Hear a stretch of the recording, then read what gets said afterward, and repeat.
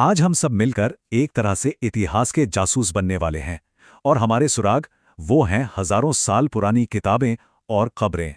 ये सवाल सुनने में जितना सीधा लगता है, इसका जवाब उतना ही मुश्किल है। आप यूं समझिए कि बीता हुआ कल एक बहुत बड़ी पहेली जैसा है और इसे सुलझाने के लिए हमें हर छोटे बड़े सबूत को ध्यान से जोड़ना पड़ता है। तो चलिए इन दो बिल्कुल अलग अलग तरह की सुरागों की मदद से प्राचीन भारत के कुछ रहस्यों को समझने की कोशिश करते हैं। एक सुराग वो है जो हमें सीधे सीधे कुछ बताता है और दूसरा वो जो पूरी तरह से खामोश है। तो सबसे पहले हमारी पड़ताल हमें ले चलती है शब्दों की दुनिया में, उन कहानियों और प्रार्थनाओं की दुनिया में जिन्हें सदियों तक लिखा नहीं गया, सिर्फ सुना और सुनाया गया। वेद, जैसा कि नाम से ही जाहिर है, इसका मतलब होता है ज्ञान, और ये ग्रंथ हमें उस दौर की सोच, उस दौर की मान्यताओं की एक बहुत ही दुर्लभ झलक देते हैं। तो चलिए अपनी पड़ताल शुरू करते हैं सबसे पुराने वेद यानी ऋग्वेद से। जरा सोचिए इस बारे में। हजारों सालों तक ये सारा ज्ञान सिर्फ सुनकर और याद रखकर एक पीढ़ी से दूसरी पीढ़ी तक पहुंचाया गया। मतलब लिखने की कला आने से बहुत पहले ये सब कुछ लोगों की यादों में जिंदा था। अच्छा, इन प्रार्थनाओं से हमें ये पता चलता है कि उस जमाने के समाज के लिए आखिर क्या चीजें मायने रखती थी, जैसे कि आग, जो यज्ञ और रोजमर्रा की जिंदगी दोनों के लिए जरूरी थी, या फिर इंद्र, जिन्हें वो एक योद्धा देवता मानते थे, और सोम, जो एक खास तरह का पौधा था, थोड़ा रहस्यमयी। ये देवता सिर्फ पूजा के लिए नहीं थे, बल्कि उनकी रोज की जिंदगी का एक अहम हिस्सा थे। और देखिए, ये सिर्फ हवा में कही गई बातें या कहानियां नहीं हैं। ये जो पन्ना दिख रहा है, ये एक असली पांडुलिपि है, भूर्ज के पेड़ की छाल पर लिखा हुआ। सोचिए, इस एक छोटे से पन्ने पर सदियों का इतिहास कैद है। ये हमें सीधे उस जमाने से जोड़ता है। ये लाइनें सिर्फ एक प्रार्थना नहीं है, ये हमें बताती हैं कि उस समय नदियां कितनी अहम थीं और रथ वो ट्रांसपोर्ट का एक जरूरी जरिया थे। देखा, एक छोटी सी पंक्ति में कितना कुछ छिपा हुआ है। तो इससे एक बात तो साफ होती है, ऋग्वैदिक समाज में ताकत का पैमाना आज जैसा बिल्कुल नहीं था। वहां बड़े बड़े महल, विशाल सेनाएं या सोने चांदी के खजाने नहीं थे। असली संपत्ति क्या थी? बहादुरी, मवेशी और यज्ञ करने की क्षमता। तो चलिए अब शब्दों की इस बोलती हुई दुनिया से निकलकर पत्थरों की एकदम खामोश दुनिया में चलते हैं। ये पत्थर भले ही बोलते नहीं, पर यकीन मानिए, ये कहानियां जरूर सुनाते हैं।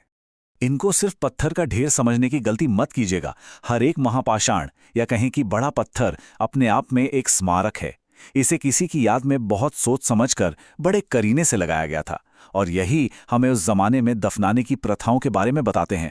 ये बात कितनी दिलचस्प है ना, कि एक तरफ उत्तर पश्चिम में ऋषि मुनि ऋग्वेद के सूक्तों की रचना कर रहे थे, और लगभग उसी दौर में भारत के दूसरे हिस्सों में लोग अपने प्रियजनों की याद में ये बड़े बड़े पत्थर लगा रहे थे। मतलब एक ही समय में दो बिल्कुल अलग दुनियाएं बस रही थीं।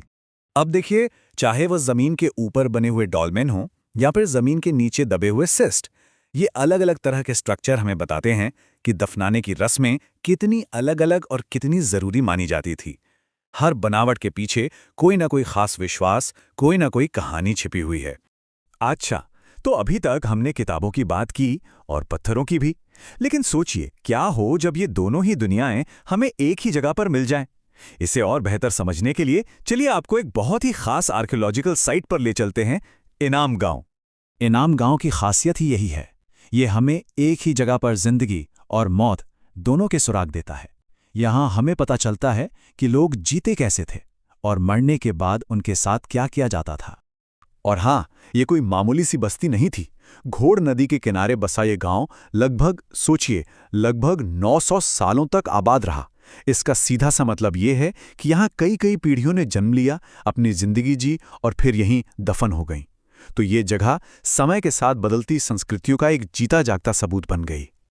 लेकिन यहाँ जो सबसे चौंकाने वाली खोज हुई, वो थी एक 35 साल के व्यक्ति की कब्र, जिसे मिट्टी के एक 4 पैरों वाले जार में एक 5 कमरों वाले घर के आंगन में ही दफना दिया गया था। घर के आंगन में! ये बात वाकई असाधारण है। ये शायद उस व्यक्ति के खास दर्जे की तरफ या किसी गहरी मान्यता की तरफ इशारा करती है। ये हमें सोचने पर मजबूर कर देता है कि उस समय जिंदगी और मौत एक दूसरे से कितने ज्यादा जुड़े हुए थे। तो ठीक है, अब तक हमने दो अलग अलग तरह के सुरागों को टटोला है। एक तरफ ऋग्वेद के बोलते हुए शब्द और दूसरी तरफ महापाषाण के ये खामोश पत्थर। अब वक्त है इन दोनों टुकड़ों को एक साथ जोड़ने का और ये देखने का कि इनसे आखिर तस्वीर क्या बनती है। यहाँ एक बहुत दिलचस्प बात सामने आती है। दोनों तरह के सुराग हमें अलग अलग कहानियां बताते हैं। किताबें जैसे ऋग्वेद हमें ये बताती हैं कि लोग क्या सोचते थे, उनकी मान्यताएं क्या थीं, और कब्रें वो हमें ये दिखाती हैं कि वो असल में करते क्या थे। एक सोच बताती है, दूसरी काम। और यहीं पर सबसे जरूरी बात छिपी है। अगर हमें इतिहास को सही मायनों में समझना है तो हमें हर तरह के सबूत को अहमियत देनी होगी, क्योंकि अतीत की पूरी और असली कहानी इन अलग अलग टुकड़ों को एक साथ जोड़ने पर ही सामने आती है। और अंत में एक सवाल, जरा सोचिए, अगर आज से 3000 साल बाद हमारी इस दुनिया के सिर्फ कुछ टूटे फूटे अवशेष मिले तो भविष्य हमारे बारे में क्या कहानी गढ़ेगा? क्या हमारे स्मार्टफोन, हमारी इमारतें हमारी सही कहानी बता पाएंगी? ये सवाल हमें याद दिलाता है कि गुजरे हुए कल को समझना कितना मुश्किल और उतना ही रोमांचक भी है ना सोचने वाली बात?